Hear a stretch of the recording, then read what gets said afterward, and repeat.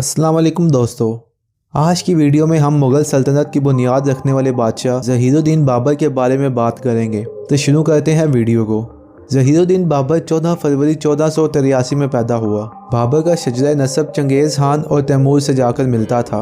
बाबर का असल नाम ज़हीरुद्दीन मोहम्मद था, लेकिन उसकी बहादुरी की वजह से उसे बाबर का लक़ब मिला, जिसका मतलब शेर है। बाबर के वालिद का नाम उमर शेख मिर्ज़ा था, जो कि फ़रगाना का बादशाह था। फ़रगाना सेंट्रल एशिया में एक छोटी सी रियासत हुआ करती थी। इसी वजह से ही बाबर को बचपन से जंग करने और सियासत का शौक़ था। जब बाबर 11 साल का था तो उसके वालिद की मौत एक हादसे में हो गई, जिसके बाद बाबर ने फ़रगाना का तख्त संभाला। लेकिन बाबर के रिश्तेदारों ने उसे हटाकर खुद बादशाह बनने की मनसूबाबंदी शुरू कर दी। बादशाह बनने के बाद बाबर ने अपनी ताकत दिखाने के लिए मशहूर ज़माना सिल्क रोड, जो कि तिजारत के लिए इस्तेमाल होता था, उस पर कब्ज़ा कर लिया। जिसके बाद आगे बढ़कर उसने समरकंद को भी फतह कर लिया। लेकिन जब वो फतह हासिल कर चुका तो उसे खबर मिली कि उसके चचा ने बगावत कर दी है और तख्त पर कब्ज़ा कर लिया है। लिहाजा बाबर ने उसी वक्त सब कुछ छोड़कर वापसी की राह ली और बगावत करने वाले गद्दारों को मार दिया। 1501 में बाबर ने एक बार फिर समरकंद को फतह किया, लेकिन इस बार भी बाबर वहां पर अपना कब्जा बरकरार न रख सका और उसे उज़्बेक के बादशाह सेबानी खान ने शिकस्त दे दी, जिसके बाद बाबर को अपने तख्त से भी हाथ धोना पड़ा। अगले 3 साल ज़हीरुद्दीन बाबर सेंट्रल एशिया के इलाकों में घूमकर मदद तलाश करता रहा, ताकि वो अपने बाप दादा का तख्त हासिल कर सके। बिला आखिर 1504 में बाबर ने अपनी छोटी सी फौज के साथ अफगानिस्तान के इलाके काबुल पर हमला करके उसे फतह कर लिया और यहाँ पर अपनी बेस कायम कर ली। यहाँ से बाबर ने एक बार फिर फ़रगाना पर हमला करके अपनी हुकूमत वापस लेनी चाहिए, लेकिन उसकी फ़ौज को शिकस्त हुई और उन्हें वापस काबुल आना पड़ा।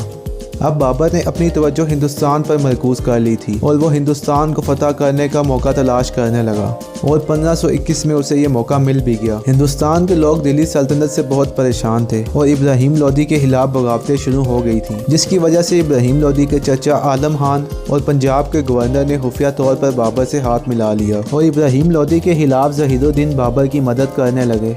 5 साल की तैयारी के बाद बाबर ने हिंदुस्तान पर चढ़ाई कर दी। जब दोनों फौजें मैदान में आईं तो बाबर की फ़ौज की तादाद 24,000 थी, जबकि इब्राहिम लोदी के पास 1 लाख का लश्कर था, जिसके साथ 1000 जंगी हाथी भी उसके पास थे। लेकिन बाबर के पास एक ऐसा खुफिया हथियार था जिसने इब्राहिम लोदी को शिकस्त देने में कलीदी किरदार अदा किया। बाबर का वो हथियार तोपें थीं, जो कि आज तक हिंदुस्तान में इस्तेमाल नहीं की गई थीं। जब जंग शुरू हुई तो तोपों की आवाज़ सुनकर हाथी घबरा गए और अपनी ही फौज की तरफ भाग खड़े हुए, जिसके बाद उन्होंने अपनी फौज को रौंद डाला। अब बाबर की फौज ने मौका देखते ही चढ़ाई कर दी और यूं इब्राहिम लोदी की फौज ज़्यादा देर मैदान में न ठहर सकी और बिला आखिर उन्हें शिकस्त का सामना करना पड़ा। बाबर के हिंदुस्तान पर कब्जे से मुसलमान तो बहुत खुश हुए, लेकिन हिंदू राजपूतों को ये बात एक आंख न भाई, क्योंकि बाबर हिंदुस्तान में एक मुस्तकिल सल्तनत बनाना चाहता था, जो कि हिंदू बिल्कुल नहीं चाहते थे। राजपूत ये बात जानते थे कि लोदी से लड़ाई के बाद बाबर की फ़ौज पहले जितनी मजबूत नहीं रही, सो उन्होंने फ़ौज इकट्ठी करनी शुरू कर दी और बाबर के खिलाफ मैदान में आ गए।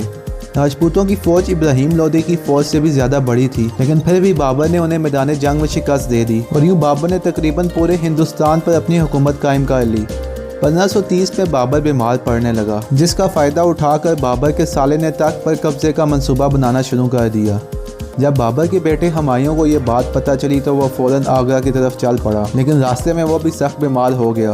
कहा जाता है कि जब बाबर को हुमायूं के बीमार होने की खबर मिली तो बाबर ने अल्लाह ताला से दुआ की कि ए अल्लाह, हुमायूं की जगह मुझे मौत आ जाए। 26 दिसंबर 1530 को बाबर 47 साल की उम्र में वफात पा गया, जिसके बाद हुमायूं ने तख्त संभाला और हिंदुस्तान पर हुकूमत करने लगा। तो ये थी फ्रेंड्स आज की वीडियो। उम्मीद करता हूँ कि आपको पसंद आई होगी। आखिर में चैनल को सब्सक्राइब और वीडियो को लाइक करना ना भूलिएगा। मैं मिलूँगा आपसे अगली वीडियो में। अल्लाह हाफिज़।